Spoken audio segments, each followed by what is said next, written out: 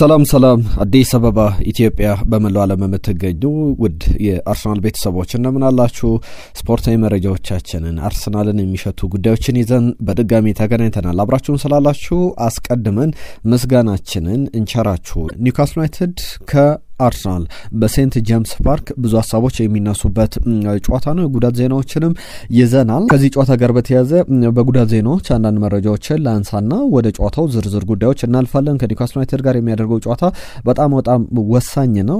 ፖል ሜርሰን እንደሚሉት በዋንጫ ፉክክሩ ላይ ትልቅ ትርጉም ያለው ነው። አርሰናል የግድ ማሸነፍ ያለበት ጨዋታ ነው። ከዛ በተጨማሪ ብዙ ቅራኔዎችን የሚሰማበት ወቅት ላይ እንደሆነ ይታወቃል። ከሚኬል አርቴታ አቀራረብ ጋር በተያያዘ ያንንም ዝም ለማስባል ትክክለኛ ወቅት ኒውካስል ዩናይትድን በሴንት ጄምስ ፓርክ አሸንፎ ጠንካራ የሚባል አጀማመር ማድረግ አለበት። ከጨዋታው የመጀመሪያ ደቂቃ ጀምሮ ብዙ ውጤታማ ነገሮችን ማሳየት ይኖርበታል። ከጨዋታው ጋር በተያያዘ ማርቲን ኦዴጋርድ ወደ ሜዳ ተመልሷል። በጣም ጥሩ ዜና ነው። በቅርብ ጊዜያት ላይ አርሰናል ያለው ስኳድ ጠቀመው እንጂ ጉዳቶች በጣም እየፈተኑት ይገኛሉ። ባለፉት ጊዜያት ላይ በተለይ ደግሞ በየጨዋታው ተጫዋቾች ሲጎዱ ሳነሳ ነበረ በቅርብ ቪዲዮቻችን ላይ። ከነዚህ ጉዳዮች መካከል ለምሳሌ በየጨዋታው የመጀመሪያው ጨዋታ ላይ ከኤቨርስ ጉዳት አጋጥሞት እንደነበረ ይታወቃል። በሁለተኛው ጨዋታ ላይ ማርቲን ኦዴጋርድ፣ በሶስተኛው ጨዋታ ላይ በተመሳሳይ የቡካዮ ሳካን ጉዳት ሰምተን ነበረ። አራተኛው ጨዋታ ላይ ደግሞ በድጋሚ ማርቲን ኦዴጋርድ ተጎድቶ ነበረ። ከዛ በኋላ የማንቸስተር ሲቲ ጨዋታ ላይ ደግሞ ኖኒ ማዱዌኬ ጉዳት አጋጥሞት ከሜዳ ሲወጣ ተመልክተናል። እነዚህ ጉዳቶች በተደጋጋሚ ባለፉት 5 ጨዋታዎች ላይ የተመለከትናቸው ናቸው። አሁን በአርሰናል በኩል እነዚህን የጉዳት ዜናዎች ለመቀነስ ጥረቶችን እያደረገ እንደሚገኝ በውስጥ ዘገባዎች እየተመለከትን እንገኛለን። ኢኤስፒኤን ይዞት በሚወጡት ዘገባ የበለጠ ትኩረት አድርጎ እየሰራ ይገኛል። እንዳለው ስኳድ ሳይሆን ከዛም ላቅ ባለ ደረጃ አንዳንድ ጉዳዮች እየተሰሙበት ይገኛሉ። ነገር ግን አሁንም ከጉዳት ነጻ የሆኑ ተጫዋቾች አሉ። ቡካዮ ሳካ ባለፈው በፖርት ቫሌ ጨዋታ ላይ በጣም ጥሩ ሲጫወት ተመልክተናል። ሚኬል አርቴታም ጉዳት አለበት ወይ ቡካዮ ሳካ ተብሎ ተጠይቆ ነበር። ምንም አይነት ጉዳት የለበትም፣ ፍጹም ጤነኛ ነው፣ ለጨዋታውም ዝግጁ ነው ሲል ነበር። የማርቲን ኦዴጋርድ ጉዳይ ፊት ነው፣ በቀጣይ ቀናት ልምምድ ይሰራል ብሏል። ያ ማለት ዛሬም ነገም ቀለል ያለ ልምምድ ይሰራል፣ ለጨዋታውም ዝግጁ ነው ማርቲን ኦዴጋርድ የሚል ሀሳቡን በዚህ በተጫዋቹ ጉዳይ ላይ አካፍሏል።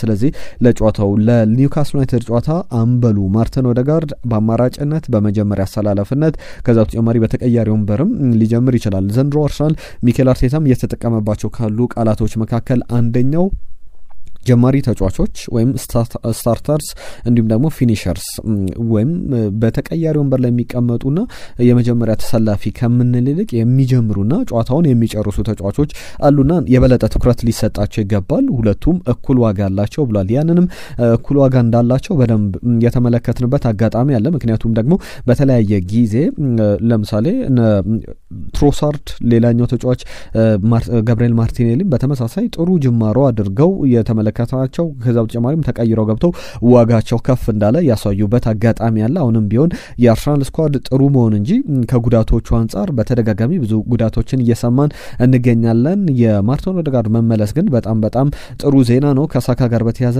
ምንም አይነት ሪፖርት የለም። በፖርት ቫሌ ጨዋታ ላይ ተጫውቷል። ባለፉት ቀናት ልምምድ ሰርቷል። ነገም ልምምድ ይሰራል ሲል ነበረ በትናንትናው ጋዜጣዊ መግለጫ ላይ። ከኒውካስል ዩናይትድ ጋር በተያዘ ስለ አትሞስፌሩ ስላሉ ጉዳዮችም ተናግሯል። ከኒውካስል ዩናይትድ ጋር በተያዘ በተለይ አትሞስፌሩ በእንግሊዝ ደማቅ ድባብ ካላቸው ስቴዲየሞች መካከል አንዱ ነው የሚል ነገር አንስቷል። ያንን በደንብ እናውቃለን ብሏል። ለእኔ ጨዋታዎችን ሚዩት አድርጌ ዝም አስብዬ መጫወት አልፈልግም። ድምጾች ያስፈልጋሉ።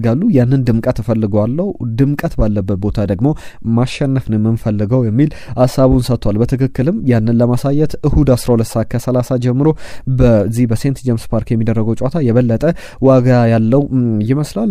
ከዛ ውጪ ሌሎችም ጉዳዮች የተነሱበት ጨዋታ ነው። ነገር ግን አንዳንድ ቁጥሮችን ላንሳ። ከአርሰናል ጋር የጉዳት ዜናዎች እንዳነሳሁት ሁሉ ኢንካፔ በጨዋታው ላይ መድረሱ ነገር አጠራጣሪ ነው። ሌሎቹ ተጫዋቾች ግን በሙሉ ጤንነት ላይ ይገኛሉ። ረጅም ጉዳት ላይ ያሉት ወይም እስካሁን ወደ ሜዳ ያልተመለሱት ከኤቨርስ ሌላኛው ተጫዋች ገብርኤል ሱስ እንዲሁም ደግሞ ኖኒ ማዱዌኬ። ከዛ ውጪ ሌሎቹ በጥሩ ጤንነት ላይ ይገኛሉና ጥሩ ስብስብ ይዘው ወደ ሴንት ጄምስ ፓርክ አርሰናል ያመራል።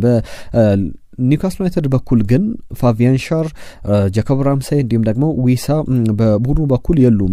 በክረምቱ አሌክዛንደር አይዛክን ካጣ በኋላ ኒውካስል ዩናይትድ አጥቂ ቦታ ላይ ዊሳን ይተካል። ከዛ በተጨማሪ ኒክ ቮልትሜደን ያመጣል ተብሎ እነዚህም ተጫዋቾች መተው በልዩነታቸውን በደንብ እየተመለከተን አንገኝም። አንዳንድ ቁጥሮች ኒውካስል ዩናይትድ ወደ ኋላ መቅረቱን የሚያሳይ ነው በማጥቃት ረገድ። አርሰናል ደግሞ በመከላከል የሚታማ አይደለም። ግቦች እንዲሁ በቀላሉ የሚያስቆጥሩበት ተቃራኒ ቡድኖች ግን ማስቆጠር የሚቸግራቸው አይነት ቡድን እንደሆነ ተመልክተናል። ከኒክ ቮልትሜድ ጋር በተያዘ አንድ ምስክርነት ይሰጥ ነበር ወደ ኒውካስል ዩናይትድ ከመምጣቱ በፊት በአርሰናል ቤት እንግዲህ ከቨርስ ጀርመናዊ እንደሆነ ይታወቃልና ኒክ ቮልትሜድ በትልቅ ደረጃ በጣም ረጅም በጣም ቴክኒካሊ በጣም ጥሩ አቅም ያለው ተጫዋች ነውና በጀርመናውያን ተጫዋቾች መካከል የምን ጊዜም ያንተ ምርጡ ስኪልፉል የሆነ በጣም ጥሩ ብቃት ያለው ተጫዋች ማን ነው ተብሎ ተጠይቆ ነበር። ለዛ ምስክርነቱን ሲሰጥ ከቨርስ ከጀርመናውያን ተጫዋቾች በሙሉ በጣም ምርጡ ተጫዋች ጥሩ አቅም ላይ ያለ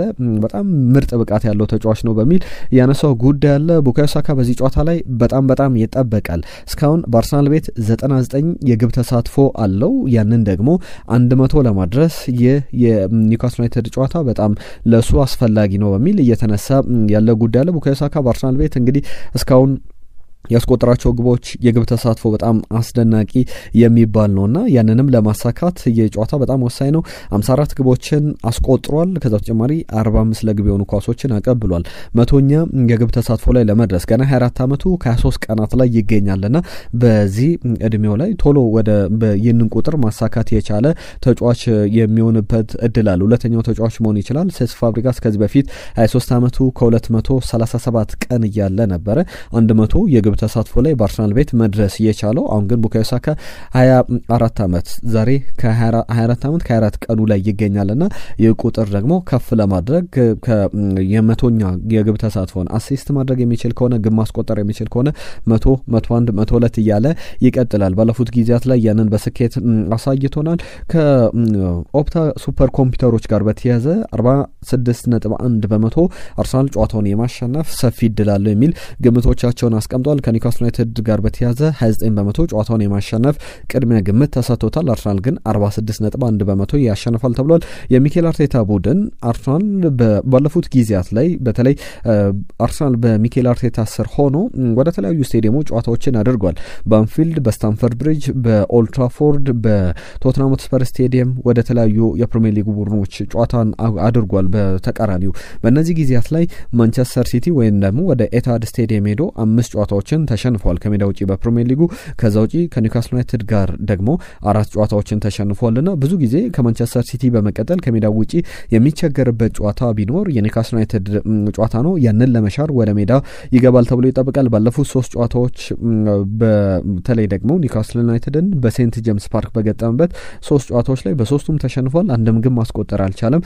ያ የሚቀየርበት ጨዋታ እንደሚሆን ይጠበቃል። እንግዲህ በትልቅ ደረጃ ኤበሬቺ ኤዜ በቋሚ አሰላለፍ ይገባል ተብሎ ይጠበቃል። በተለይ 10 ቁጥር ቦታ ላይ ተሰልፎ ባለፈው ጨዋታ ላይ ከጋብሪኤል ማርቲኔሊ ጋር የፈጠረውን ጥምረት ጋብሪኤል ማርቲኔሊ ግቧን ሲያስቆጥር አመቻችቶ ያቀበለው ኤዜ ነውና አሁን ደግሞ ከጋብሪኤል ማርቲኔሊም ከዛ በተጨማሪም ሌሎችም የአርሰናል አጥቂዎች ጋር በተለይ ደግሞ ከቪክተር ጊዮኬሬሽ ጋር ያንን ጥምረት በዚህ በኒውካስል ዩናይትድ ጨዋታ ላይ ያሳዩናል ተብሎ ይጠበቃል። ኒውካስል ዩናይትድ በመከላከል ረገድ በጣም ጠንካራ ቡድን ነው። በእርግጥ ከአርሰናል ቀጥሎ የሚቀመጥ ቡድን እንደሆነ ይታወቃል። ብዙ ግቦች የሚቆጠሩበት አይደለም። ለምሳሌ ባለፉት 3 ጨዋታዎች ላይ ያለ ግብ 0-0 አጠናቋል። 5 የፕሪሚየር ሊግ ጨዋታዎችን አድርጎ በእነዚህ 5 ጨዋታዎች ላይ 4ቱ ግብ ሳይቆጠርበት የወጣበት ጨዋታ ነውና ይህንን ስናነሳ በኒውካስል ዩናይትድ በኩል ብዙዎቹ ጨዋታዎች ላይ ግብ የሚያስተናግድ ቡድን እንዳልሆነ ነገር ግን ግብ ማስቆጠር የሚቸግረው ቡድን መሆኑ አርሰናል ጨዋታውን በሰፊ የግብ ልዩነት ማሸነፍ እንዳለበት ብዙ ምልክቶች